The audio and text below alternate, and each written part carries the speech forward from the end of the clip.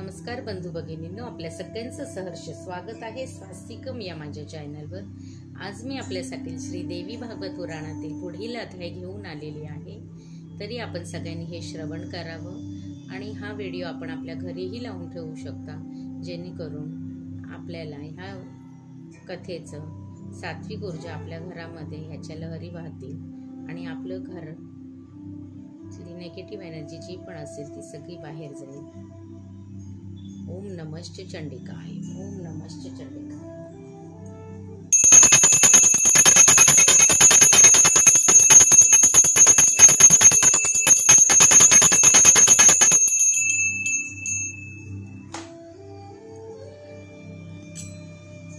नैवेद्यं समर्पयामि, नैवेद्यं समर्पयामि, नैवेद्यं समर्पयामि, नैवेद्यं समर्पयामि। सर्व मंगल मांगल्ये शिवे सर्वार्थ साधिके शरण्यं त्र्यंबके गौरी नारायणी नमोस्तुते। आई जगदंबा, तुझ्या ज्या कुठल्या भक्तांपर्यंत तुला हे देवी भागवत पुराण पोहोचवायचं असेल त्यापर्यंत हा नक्कीच व्हिडिओ माझा पोहोचू दे आणि त्यांच्या ज्ञानामध्ये वृद्धी होऊ दे, ही तुझ्या चरणी प्रार्थना। ओम नमश्च चंडिकाय, ओम नमश्च चंडिकाय। विश्वामित्राची कठोरता। व्यास म्हणाले, हे राजा।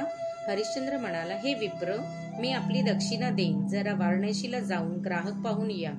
तो, मी आपली पत्नी मुलासहित कोणाचेही दासत्व पत्करून आपले दक्षिणा सुवर्ण देईन। राजा वाराणसीला गेला, तेथेही विश्वामित्र जाऊन पोहोचले। ते राजाला दक्षिणा मागू लागले। तेव्हा राजा म्हणाला, अजून अर्धा दिवस आहे, तेवढा वेळ आपण कृपा करून थांबा। तेव्हा विश्वामित्र थांबायचं कबूल करून म्हणाले, संध्याकाळी जर दक्षिणा मिळाली नाही तर मी शाप देईन। ते तेथून गेले, पण राजाला फारच काळजी वाटू लागली। यावेळी राणीने आपले कर्तव्य केले। तिने राजाला धीर दिला। सत्याचे पालन करण्यासाठी वाटेल तो त्रास घेण्याची तयारी तिने दाखवली। विप्र वेशात येऊन विश्वामित्रानेच तिला खरेदी केले। त्यानंतर तिच्या प्रिय पुत्राला रोहित अश्वालाही खरेदी केले। राजासमोरूनच त्याने त्या दोघांना चाबूक मारत नेले। थोड्या वेळाने विश्वामित्र तेथून आले, त्यांच्याबरोबर शिष्यही होता। राजा त्यांना जमलेले धन देऊन केले, पण ते धन कमी आहे हे सबबीवर ते घेईनात। इतक्यात एक चांडाळ आला। त्याने राजाला हवे असलेले धन दिले। चांडाळाने प्रयाग मंडळ 10 योजन विस्तार असलेले रत्नमय करून दिले। तसेच सुवर्ण मण्यांसहित मौतिक इत्यादी हजारो रत्ने विश्वामित्रांना दिले। ते धन घेऊन ते निघून गेले। आता हरिश्चंद्र चांडाळाचा दास बनला। चांडाळाने राजाला आपल्या घरी नेले आणि एका खोलीत कोंडून ठेवले। 4 दिवसानंतर त्याला बाहेर काढून मग त्याला स्मशानात नेले आणि तेथे थांबून येणाऱ्या लोकांकडून कर वसूल करण्याचे काम त्याच्याकडे सोपविले। राजा ते काम करू लागला, तेव्हा त्याचीच राणी आपल्या मृत मुलाला घेऊन तेथे आली। तिला राजाने ओळखले सुद्धा नाही, इतकी ती खराब झाली होती। तिने सांगितल्यामुळे त्याला आपले प्रिय पुत्राचा सर्पदंशाने मृत्यू घडला हे कळाले।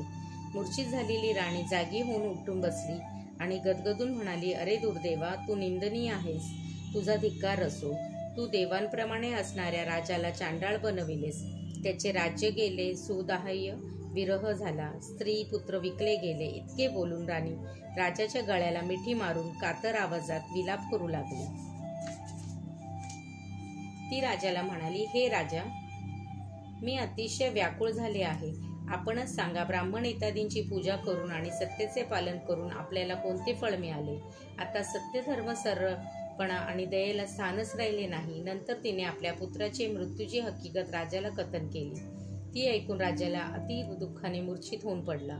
त्यातून स्वतःला सावरून तो उठला आणि त्याने आपल्या पुत्राचे चुंबन घेतले। राणीला तो म्हणाला, हे प्रिये, आता आणखीन कोणतेच दुःख मी सहन करू शकणार नाही। आता या प्रिय रोहिताबरोबर मीही स्वतःला अग्नीला स्वाधीन करतो। राणी म्हणाली, मीही तुम्हा दोघांबरोबर येते।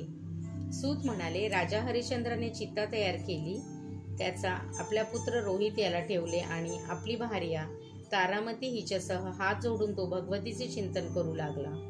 परेम शानी जगदीश्वरी शताक्षी पंचकोशांतर्गता ब्रह्मस्वरूपिणी रक्तांबर धारिणी करुणासागरी विविध आयुध धारिणी तसेच जगाचे पालन करण्याचा सदा तत्पर असणारी देवी, तुला मी वंदन करतो। ते दोघे असे चिंतन करीत असतानाच इंद्र वगैरे सर्व देवधर्माच्या नेतृत्वासह तेथे येऊन पोहोचले. ते सर्वजण आले आणि म्हणाले, हे राजा, आम्ही सर्वजण विश्वामित्रासह येथे आलो आहोत आणि तुझी इच्छा पूर्ण करणार आहोत. धर्म म्हणाला, हे राजा, तू असे करू नकोस, कारण तू तितिक्षा, दम, सत्व सर्व गुणांनी युक्त आहेस. यामुळे तुझ्यावर प्रसन्न होऊन मी येथे तुझ्या पुढे प्रत्यक्ष उभा आहे. तू आपला पुत्र व स्त्री यांच्यासह या सनातन लोकाला जिंकले आहेस. त्यामुळे तुम्ही सर्व आता स्वर्गलोकी चला. नंतर सर्व आकाशस्थ देवस्थानी रोहिताश्वर अमृत वर्षाव आणि पुष्पवृष्टी केली. तेव्हा दुदंभी वाजू लागल्या आणि हरिश्चंद्र पुत्र रोहिताश्वर चैतन्यासह उठून बसला. राजाने आपल्या मुलाला हृदयाशी धरले. आता त्याचे संपूर्ण वैभवच पुत्र रूपाने परत मिळाले. तो प्रसन्न झाला. इंद्राने राजाला सर्वांसह स्वर्गाला येण्याची विनंती केली.